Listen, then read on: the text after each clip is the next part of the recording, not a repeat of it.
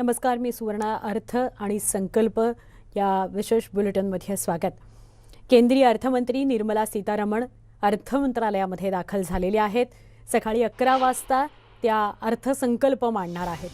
सलग दुसऱ्या वर्षी डिजिटल अर्थसंकल्प त्या मांडणार आहेत. अर्थमंत्र्यांच्या टॅबमधून सर्वसामान्यांच्या अपेक्षा पूर्ण होतात का हे बघणं महत्त्वाचं ठरणार आहे. केंद्रीय अर्थमंत्री निर्मला सीतारमण या अर्थ मंत्रालयामध्ये दाखल झालेले आहेत. पुढच्या 2 तासामध्ये म्हणजे सकाळी 11 वाजता ते आपला अर्थसंकल्प मांडतील. केंद्रीय अर्थमंत्री निर्मला सीतारमण या सलग चौथा अर्थसंकल्प मांडणार आहेत आणि यावेळेला सलग दुसऱ्यांदा डिजिटल अर्थसंकल्प मांडला जाणार आहे. त्यामुळे अर्थमंत्र्यांच्या टॅबमधून सर्वसामान्यांच्या अपेक्षा पूर्ण होतात का याकडे सगळ्यांचं लक्ष लागलेलं आहे. शेतकऱ्यांसाठी या बजेटमध्ये काही विशेष तरतूद आहे का? रेल्वे बजेटमध्ये नेमकं काय समोर येतं? कोरोनाच्या काळामध्ये आरोग्य विभागाकरता काही विशेष तरतूद केली गेलेली आहे का? परकीय शत्रूंच्या कुरापतींबाबत संरक्षण विभाग सज्ज असतो, पण या संरक्षण विभागासाठी काही विशेष तरतूद केली गेली आहे का? अशा वेगवेगळ्या मुद्द्यांची उत्सुकता आहे. आमचे प्रतिनिधी प्रशांत लीला रामदास यांच्याकडून अधिक माहिती घेऊया. प्रशांत, असं कळतंय की आणि दृश्यांमध्ये सुद्धा आपण बघू शकतोय की केंद्रीय अर्थमंत्री निर्मला सीतारमण या अर्थमंत्रालयामध्ये पोहोचलेले आहेत. काय अधिक सांगाल? केंद्रीय अर्थमंत्री निर्मला सीतारामन यांच्या समवेत त्यांचे दोनही राज्यमंत्री, एकीकडे डॉक्टर भागवत कराड, दुसरीकडे ठाकूर, असे दोनही पोहोचलेले आहेत. आणि खास करून आज त्यांच्यासाठी महत्त्वाचा दिवस आहेच आहे, पण देशासाठी अत्यंत महत्त्वाचा दिवस आहे. आज आगामी वर्षासाठी केंद्रीय अर्थसंकल्प सादर होणार आहे. या अर्थसंकल्पाची सुरुवात साधारणतः सकाळी 11 वाजता होईल. त्यापूर्वी त्या राष्ट्रपती भवनात जातील, त्यानंतर केंद्रीय मंत्रिमंडळाच्या बैठकीत देखील जातील.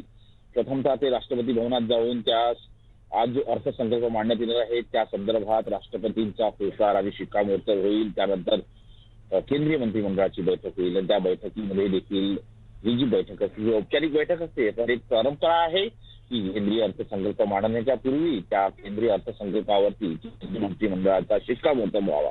त्यामुळे ही बैठक होईल. या बैठकीनंतर ते 11 वाजता आपल्या भाषणाला सुरुवात करतील. यावर्षी महत्वाचं म्हणजे साधारणतः तिसरी लाट सुरू आहे कोरोनाची, आणि तिसरी लाट सुरू असताना कशा पद्धतीने या कोरोनाच्या लसीकरण मोहीम एकीकडे आणि कोरोनाची जो प्रकोप आहे तो रोखण्यासाठी बजेटमध्ये काय नवीन तरतुदी केल्या जातात, खास करून आरोग्य क्षेत्रासाठी कशा पद्धतीने तरतुदी जातात. हे माहीत असेल की गेल्या 2 वर्षामध्ये ज्या पद्धतीनं आरोग्य विभागासाठी भरपूर आणि असं म्हणता येईल की मोठ्या प्रमाणात गुंतवणूक करण्यात आली, त्यानंतर या विभागासाठी अतिरिक्त खर्च देखील करण्यात आलेला आहे. त्यामुळे या संदर्भात या वर्षी काय त्याला कमी केला जातो की वाढवला जातो हे देखील पाहणं महत्त्वाचं ठरणार आहे. कारण की ज्या पद्धतीनं कोरोनाची लाट सध्या कमी होत आहे. तिसरं अजून एक महत्वाचं म्हणजे ज्या पद्धतीनं आपण उल्लेख केला कोरोना परकीय शत्रूंच्या संदर्भात, त्यामुळेच दरवर्षी संरक्षण क्षेत्रात बजेट वाढतच असतं. जेव्हा अर्थसंकल्प सादर होतो प्रत्येक वेळेस अर्थसंकल्पामध्ये संरक्षण क्षेत्रासाठी अतिरिक्त बजेट असतं. यावेळेस किती अतिरिक्त बजेट असतं संरक्षण क्षेत्रासाठी हे पाहणं अत्यंत महत्वाचं ठरणार आहे. सोबतच गेल्या 1.5 ते 2 वर्षापासून जे शेतकरी आंदोलन संपूर्ण देशभरात सुरू आहे, खास करून 3 राज्याचे प्रमुख शेतकरी आहेत, उत्तर प्रदेश, हरियाणा आणि पंजाब. या राज्यातील शेतकऱ्यांनी संपूर्ण दिल्लीमध्ये आंदोलन केलं होतं 3ही सीमा भागामध्ये. त्यानंतर केंद्र सरकारने 3ही कायदे परत घेतले.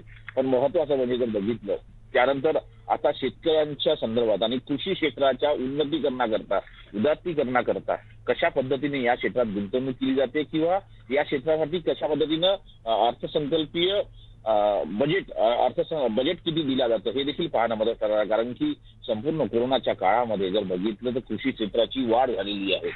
जर या संदर्भात जर आपण जर कालचा जो इकॉनॉमिक सर्व्हे बघितला त्यामध्ये स्पष्ट करण्यात आलेलं आहे की साधारणतः 3.9% साधारणतः 4-4.5% हे कृषी क्षेत्र वाढलेलं आहे. आणि याच्यामुळे या पूर्ण जीडीपीचा जो आपला विकास दर आहे त्या विकास दरामध्ये त्यांचा मोठा सहभाग आहे. त्यामुळे या क्षेत्रात अनेक संधी आहेत. त्यामुळे या क्षेत्रासाठी कशा पद्धतीनं हे देखील पाहणं महत्वाचं ठरणार आहे. सोबतच याशिवायही इतर जसं सोशल सेक्टर आहे, त्यानंतर आधारभूत संरचनेच्या संदर्भातले जे सेक्टर, उदाहरणार्थ परिवहन मंत्रालय असो किंवा रेल्वे मंत्रालय असो किंवा मग हवाई वाहतूक मंत्रालय असो किंवा याशिवाय जर बघितलं जल वाहतूक असो, या सगळ्या संदर्भात कशा पद्धतीने आधारभूत सेक्टरसाठी, आधारभूत संरचनेसाठी कशा पद्धतीने तरतूद केली जाते हे पाहणं मदत करणार आहे. कारण की रेल्वेच्या संदर्भात गेल्या 2 वर्षाच्या काळामध्ये रेल्वे संपूर्णपणे ढासळलेली आहे. 2 वर्षाच्या या काळामध्ये, कोरोनाच्या काळामध्ये रेल्वे अनेकदा बंद राहिलेली आहे. पहिल्या टप्प्यात तर रेल्वे संपूर्णपणे बंदच होती, त्यानंतर दुसऱ्या टप्प्यात तरी सुरू झाली, पण आता काही नियमित सुरू व्हायला अजून वेळ आहे. अशा वेळी की लॉट वहां पे नजर आ रही है, उसमें टैबलेट और आमचे प्रतिनिधी प्रशांत आपल्या सोबत आहेतच, मात्र ही दृश्य आपण बघतोय. निर्मला सीतारमण आपल्याला दृश्यांमध्ये बजेट हातात घेऊन बघायला मिळत आहेत. अर्थात डिजिटल बजेट असल्या कारणाने ती मोठी भरभक्कम अशी चोपडी जी आपण बघायचो, जी लाल रंगाच्या कपड्यात लपेटलेली असायची, ती आता छोटी झाली आहे, कारण हा आयपॅड आहे. हे डिजिटल अर्थसंकल्प त्या सादर करतील. भागवत कराड दृश्यांमध्ये बघायला मिळत आहेत. निर्मला सीतारमण यांच्या हातात आजचं बजेट आहे. हे डिजिटल बजेट आहे. केंद्रीय राज्य अर्थमंत्री भागवत कराड सुद्धा सोबत आहेत. केंद्रीय अर्थमंत्री निर्मला सीतारमण या सगळ्या प्रसारमाध्यमांना आजचं बजेट ज्या त्या पुढच्या 1 तासामध्ये 11 वाजता सादर करणार आहेत त्या दाखवत आहेत.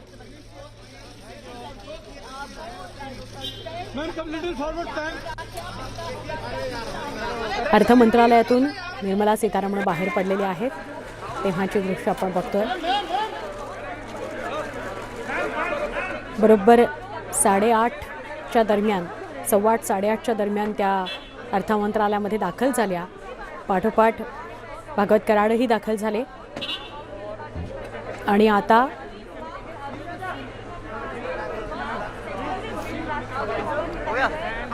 लाल रंगाच्या कपड्यात लपेटलेलं बजेट म्हणजेच आयपॅड घेऊन, डिजिटल बजेट असल्याने आयपॅड घेऊन त्या आता त्यांच्या नियोजित पुढच्या कार्यक्रमाकडे निघालेले आहेत.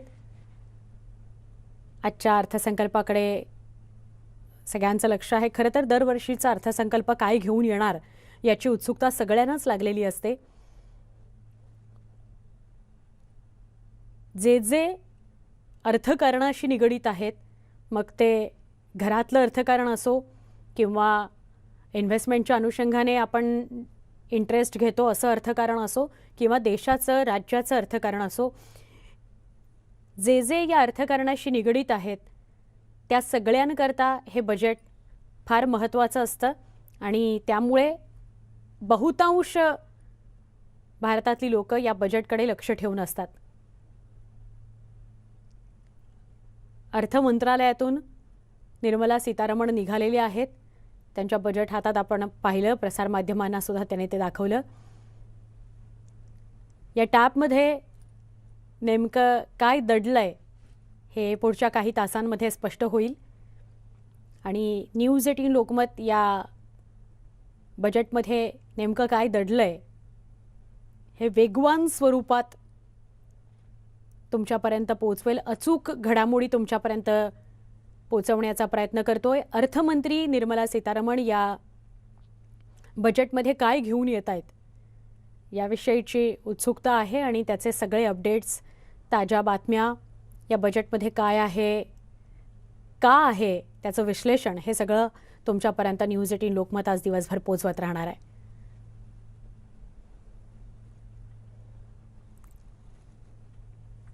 अर्थ मंत्रालयातून, नवी दिल्लीच्या अर्थ मंत्रालयातून निर्मला सीतारमण हा टॅब घेऊन बाहेर पडल्या. भागवत कराड त्यांच्यासोबत होते. दरम्यान केंद्रीय अर्थराज्यमंत्री डॉक्टर भागवत कराड यांनी अर्थसंकल्पाआधी विठ्ठलाला साकडं घातलं, म्हणजे अर्थमंत्रालयात ते पोचले त्यानंतर त्यांनी विठ्ठलाला साकडं घातलं. पंतप्रधान नरेंद्र मोदींच्या नेतृत्वात देश समृद्ध होईल अशी अपेक्षा भागवत कराड यांनी व्यक्त केली. यावेळी भागवत कराड यांनी मविया फक्त केंद्राकडे बोट दाखवतं अशी टीका केलेली आहे. आजचा दिवस हा अत्यंत महत्त्वाचा आहे. भारत देशासाठी महत्त्वाचा आहे आणि सर्व भारतातील नागरिकांसाठी महत्त्वाचा आहे. कारण 2022-23चा अर्थसंकल्प आज सादर होणार आहे आणि मी आता देवाची पूजा केलेली आहे आणि आता मंत्रालयामध्ये जात आहे. यामध्ये देवाकडे एकच मागणी केली की भारत देश हा समृद्ध होऊ दे. या भारत देशातील प्रत्येक नागरिक सुखानं आणि चांगलं राहू दे आणि त्याचबरोबर प्रधानमंत्री माननीय मोदी साहेब यांच्या नेतृत्वाखाली भारत देश हा विश्वगुरू बनू दे अशी मी देवाला मागणी केली आहे. बजेटबद्दल मी काही बोलणार नाही आहे, कारण बजेट हे 11 वाजता लोकसभेमध्ये सादर होईल. 11 वाजता बजेट लोकसभेमध्ये सादर होईल. त्यामुळे निर्मला सीतारामन यांच्या टॅबमध्ये काय दडलंय या सगळ्यांची उत्सुकता आहेच. पण वेगवेगळ्या अपेक्षासुद्धा वेगवेगळ्या शहरांमधून व्यक्त केल्या जात आहेत की बजेटमध्ये काय असावं. पुण्यामध्ये पुणेकर असं म्हणतायत की अर्थसंकल्पातून आम्हाला खूप साऱ्या अपेक्षा आहेत. आपण जाणून घेऊया पुणेकरांच्या अपेक्षा. या केंद्रीय अर्थसंकल्पामध्ये शिक्षण क्षेत्रावर जास्तीत जास्त बजेट येणं गरजेचं आहे. शिक्षण क्षेत्राचा जास्तीत जास्त विचार करणं गरजेचं आहे, कारण आता या जागतिकीकरणाच्या युगामध्ये आपलं शैक्षणिक क्षेत्र हे डिजिटल झालं पाहिजे आणि ग्रामीण भागांमध्ये गोरगरिबांच्या मुलांपर्यंत शिक्षणाची गंगा पोहोचली पाहिजे. त्यामुळं या अर्थसंकल्पामध्ये शिक्षण क्षेत्रावर जास्तीत जास्त विचार केला पाहिजे असं मला वाटतं. सामान्य माणसासाठी उदाहरणार्थ शेतकरी, कामगार यांच्यासाठी भरीव अशी तरतूद होणं गरजेचं आहे. शेतकरी पिंजला गेला, त्याच्या उत्पादित मालाला भाव मिळाना. त्याचप्रमाणे कामगारांना रोजगार नाही आहे, काम करण्याची इच्छाशक्ती आहे पण कामं नाही आहेत. त्यामुळे सामान्य कुटुंबाची आज भयानक परिस्थिती निर्माण झालेली आहे.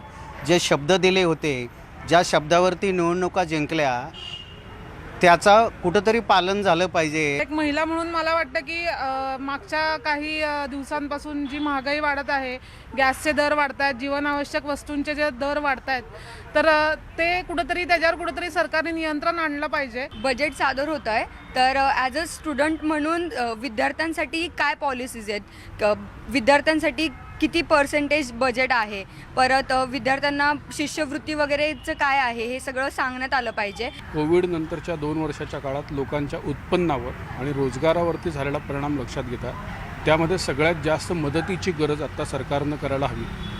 लोकांकडनं या अपेक्षा व्यक्त होत आहेत की सरकारनं कोणत्या पद्धतीची मदत करायला हवी याचा एक वेगळा आराखडा बजेटच्या निमित्ताने जाहीर केला पाहिजे. बजेटमध्ये कदाचित सगळ्याच गोष्टी जाहीर होतील असं नाही, पण निदान सर्वसामान्य लोकांना किंवा टॅक्सपेयर्सला दिलासा देण्यासाठी धोरण नक्की जाहीर होऊ शकतं. न्यूज 18 लोकमत सगळ्या ताज्या बातम्या किंवा सगळे अपडेट्स बजेट संदर्भातले तुमच्या समोर ठेवत आहे. आर्थिक सर्वेक्षण अहवाल, त्यातली वैशिष्ट्ये काय आपण पाहिली आणि त्यानंतर दिवसभर न्यूज 18 लोकमत काय वेगवेगळ्या शहरातल्या लोकांच्या अपेक्षा आहेत या बजेटकडून ते दाखवत होतं. पुण्यानंतर आपण नाशिककरांच्या सुद्धा बजेटकडून असलेल्या अपेक्षा जाणून घेऊयात. बजेटकडनं का आणि सर्वसामान्यांना दिलासा भेटला पाहिजे, कारण आता सध्या कोविडच्या ह्याच्या पार्श्वभूमीवर आहे प्रत्येक वस्तूची किंमत वाढत चालली. आज जर मार्केटला तुम्ही कुठलीही वस्तू घ्यायला गेलं तर 20 ते 30% वाढलेली आहे. त्याच्यामुळे सर्वसामान्य नागरिकांना दिलासा भेटेल असे काहीतरी बजेटमध्ये झालं पाहिजे. बजेटमध्ये आता साधारणतः सर्वसामान्य जे व्यापारी असतात यांना काहीच मिळत नाही बजेटमध्ये, तर यांना थोडेफार बँकेकडनं किंवा गव्हर्नमेंटकडनं काहीतरी फॅसिलिटी मिळावा. GSTवर पण थोडंफार काहीतरी रिलॅक्सेशन द्यावा, GST कमी करण्यात यावा, जेणेकरून इमानदारीत लोक GST पण भरतील. स्टेशनरीचे पण भाव एवढे डबल वाढले, झेरॉक्स पेपरचे जे एकदम डबल रेट झाले. लॉकडाऊनमध्ये पहिलेच धंदे नव्हते, धंदे चालू झाले तर सगळे रेट डबल करून टाकले आणि कस्टमर नाही आहे. आणि एवढं याच्या बजेटमध्ये थोडंसं सवलती मिळायला पाहिजे. एक महत्त्वाची बातमी आहे. दरवेळेला जेव्हा बजेट सादर होतं त्याच्या आदल्या दिवशी किंवा त्या दिवशी ज्या दिवशी बजेट सादर होणार असतं त्या दिवशी आपला शेअर बाजारामध्ये काय नेमकी परिस्थिती आहे याकडे लक्ष जातच जातं. बजेट आधी आज सुद्धा शेअर बाजारामध्ये उत्साह बघायला मिळतोय. निर्देशांक 658 अंशांनी वधारलेला आहे. शेअर बाजारामध्ये उत्साहाचं वातावरण दिसतंय. त्यामुळे बजेट आधी शेअर बाजारात सुद्धा उत्साह आहे. बजेट सादर झाल्यानंतर हे आकडे लगेचच बदलतात. बजेटमध्ये काय गोष्टी आहेत, काय मुद्दे आलेले आहेत त्याचा परिणाम हा सेन्सेक्सवर सुद्धा बघायला मिळतो. पण बजेट आधी तरी शेअर बाजारात उत्साह बघायला मिळतोय. निर्देशांक 658 अंशांनी वधारलेला आहे.